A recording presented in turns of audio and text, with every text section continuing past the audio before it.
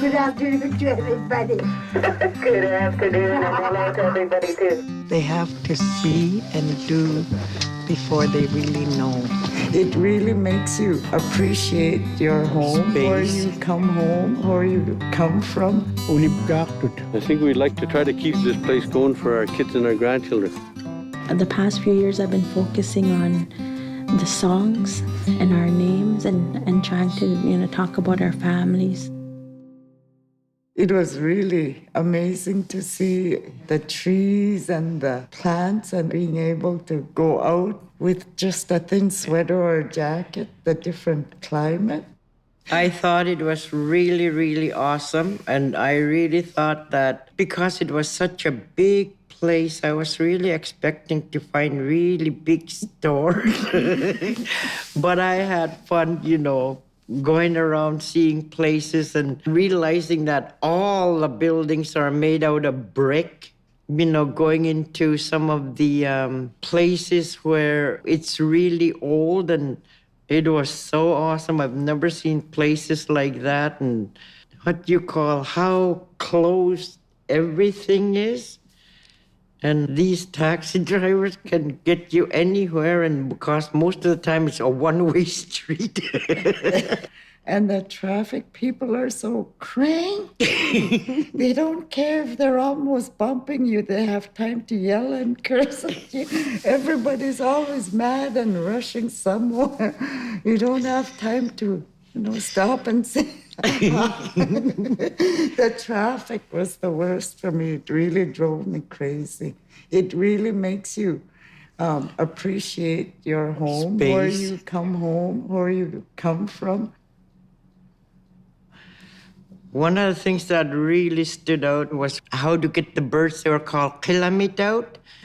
And, they're the things you twirl and then you throw them at the birds or the ducks and they wrap around them and then they fall. The other one was the spear that sort of had these 3 prongs in the middle.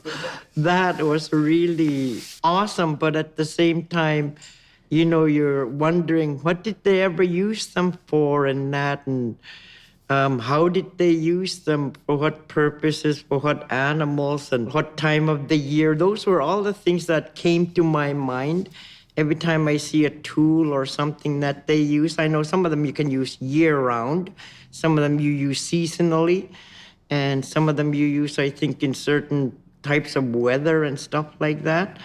All those things always came into mind as soon as I saw the artifacts or the items that we're looking at. And I think the biggest thing that came to mind was every time I saw the tools that they used and were so much an essential part of their survival, how could they give up these things while it was their, survival gear? Maybe they thought what they got was a better bargain for it, maybe a knife or a pot or something else that they thought was more useful in trading with these items that were so awesome. Yeah. Woohoo! Seeing through the eyes of people in 18-something. I wish we had more time to have gotten through with a lot more elders to see if they recognize the tools and stuff, that were photographed. Because holy cow, all of these things that we saw are not seen or used anymore. Not a lot of them in a way. The more information you get on them, the more we have to document for, the future generations. Not only for them, look at us, we're stumped with some of those items. One of the most memorable items that I saw down there were the crimp shoes, because we had been looking for those for so long, and when we realized they were there, and we went down and we seen them on the first day, it was so emotional. Being able to touch them and see them and smell them and look at exactly how do you think they were made, how do you think the pattern was made, what they were made from, and who wore these last, and knowing they came from Prince Albert Sound, people of the Large Bay used them in the time frame that my great-grandparents were around that area. And the other item was that spear with the with the tattoo markings, the designs on that shaft part where they alternate from one side to the other. With these designs right here. Those designs on that shaft, on that harpoon, some sort of harpoon. Seeing that and looking at my great-grandmother's tattoos, photos of that and matching them, the similarities, that was really touching, like powerful to see things like that, knowing where those tools came from.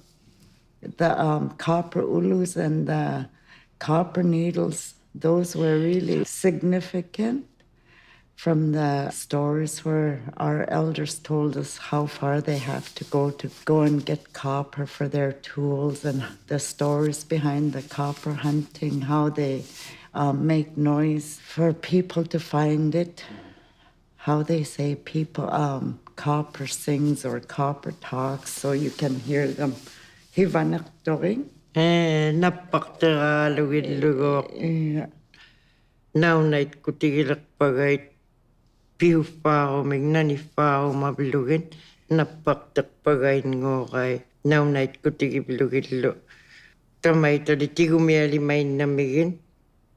Upafa pifao malarome. Kannguyang mig napayok takunyak at upafa wana hawaromik kutaham nanuna. And they know that they're going to need some more of that copper material to make more tools or more ulus, and then they can see it sticking up out of the ground and they'll know where it is, and then they can, get some more material from it to make more tools.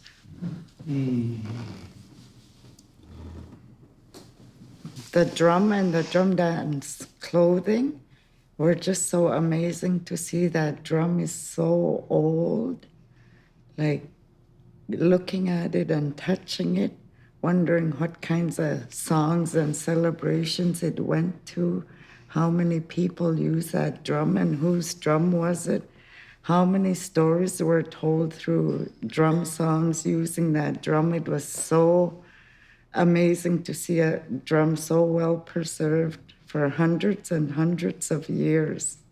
And so well made, and it's still to be in that condition where we could barely keep our own drums in that condition in this day and age. Those drums, like you said, they were so significant for celebrations, for preserving song and dance, and also to make up song and dance from the experiences they had so that they could be remembered and learned by the other singers and dancers.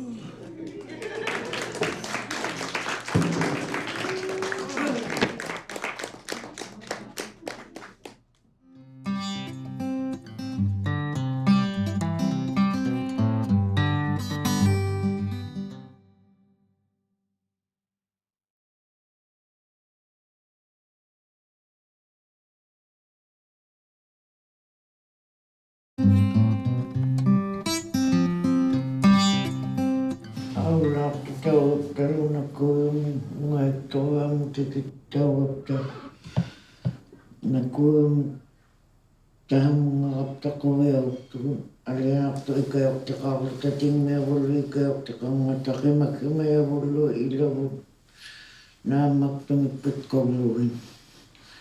Kovianaktuungaiktuunaulaaqtaukkapta.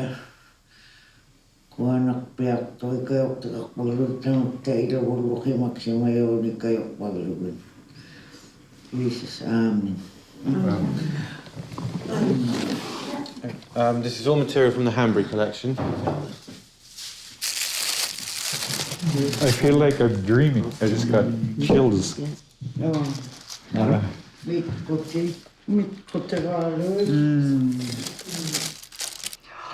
Here we are starting to take a look at some of the tools that have come out. There's ulus, chisels, harpoon heads, arrowheads, needle. This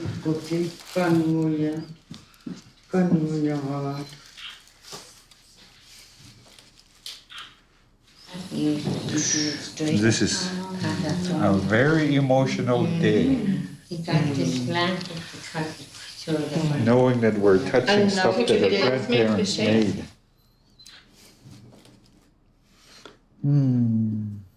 It feels heavy. I assume that native copper is heavier than manufactured copper because of all the different minerals that are with it.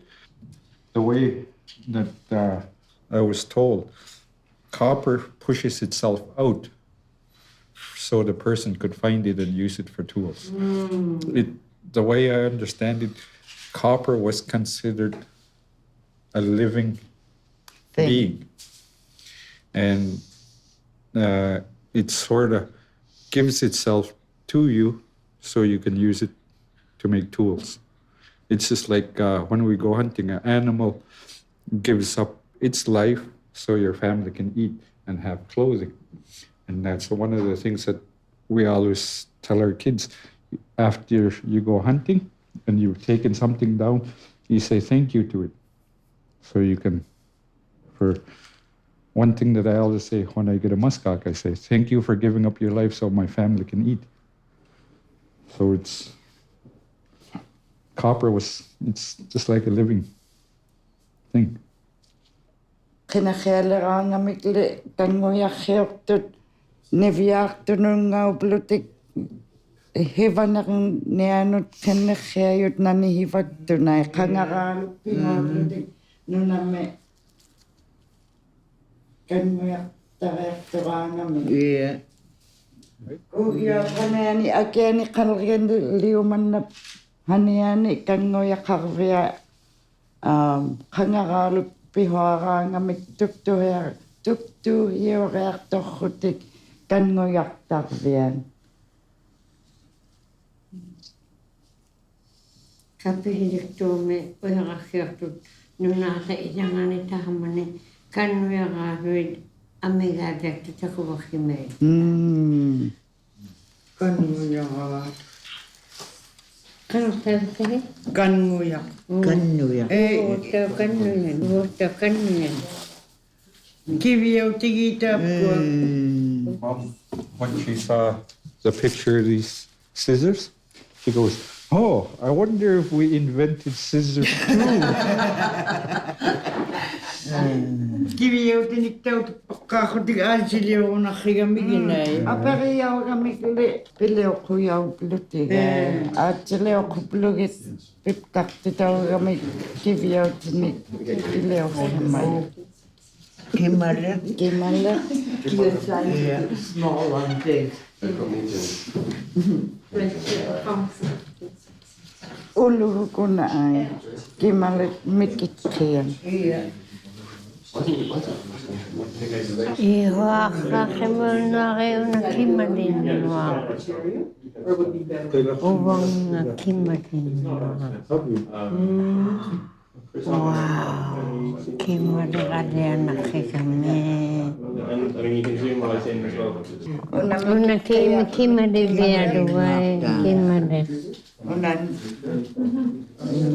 Niliyutaunarriuai. Niqiliqununa. Iya, una nakiliqun. Niqiliqun.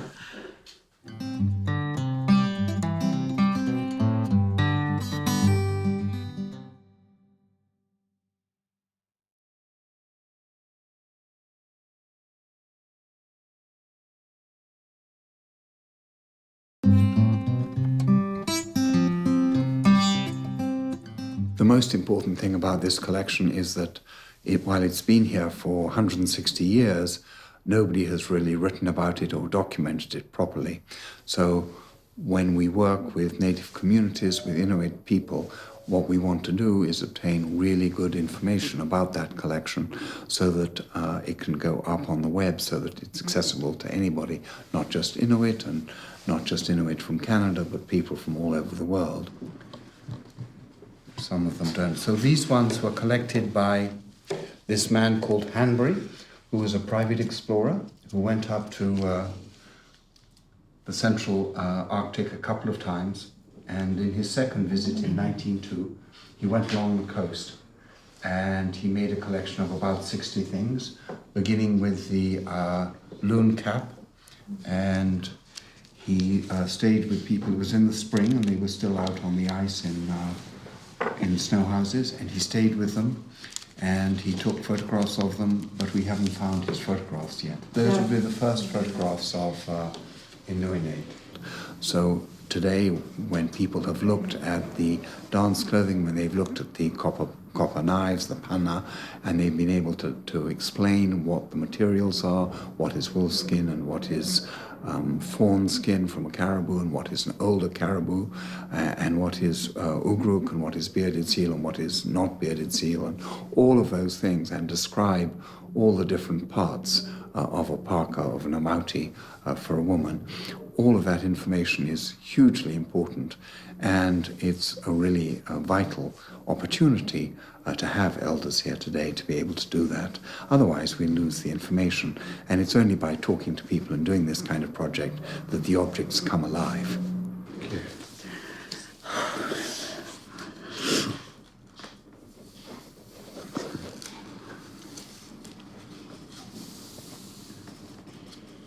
These ones are kangaryong mute, like no mutik ukwag, no mutik ivaktag atungang mit pileochimayon, hamnat daw mitkoyachimayo, like natte, imaileochogik mechochimayain. Malroin nangok tok akwag ulukhaktume imaituleoktaaktum taipahuklu ochealuk ayuviaktok okakhimayok taipahummit iliharume taipahuktahamanitillugu ayuekhautikpagu pileoktaaktuugaluakkihimi taipahuk aannialermattuulleertugun anga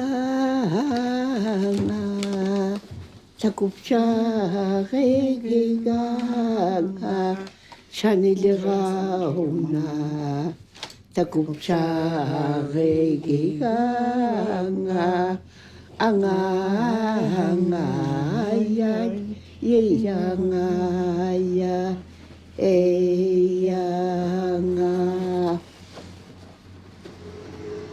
nalungatsit pagtakot kanok Merhutika, uktutika, ayuhalakta kanok ihumagivyo. Taima, tautukpo hiptiktut. Ihumagivaka, ivertit piak pakumlugo. Ivertit piak kumlugo. Inuitakuwagtakhat. Uwapting yun nakleima. Ilihimayapting ni habang nitugot, inaw alablog takubaga kamik, habang titaw na ako tugot. Kakijabya ako kitang lago. Ayaw nang nakano tikit patunid siya baka ay kakitigo. Kanok daw, hapkot tayo nakaktun? Hapkot tayo nakagaytun. Ate kakinaktot kimi tuwat-tukaliglo. Una tuwat-tukaliglo, tuwat-tukaliglo. Tuwat-tukaliglo tao, bakit kanitok tuwat-tuk. Kitirako. Hamunat tok, hamunay naktok imatut. Mekokimayot. Ilaging walwak. Kadli na kalingmig daw tayo goktas. Unakalinikalimik tayo kukangan ito. Sani ngayuling minong nakakpagkamig. Avalibunin matusang nagsakpagpan. Away, ay, ay, ay, ay, ay, ay, ay, tama, pilyak pagtay. Nuat katiging nitatik, inminod pula ka ngamik. Ako'y magtugaloy hili inong nuna. Kay matok, ako'y ngamik, inya ngamik. Pitinik atok himay tunik. Ato haktanik, ato limay piaktut. Atok himay tunang nik. Atok kami umituin nang nik. Atok ako kantuting numerahawayok to. Tay matapit ko sa kaluangin. Kau iya kaluangun ubagot. Tau tupak sa kaluangun ubagot.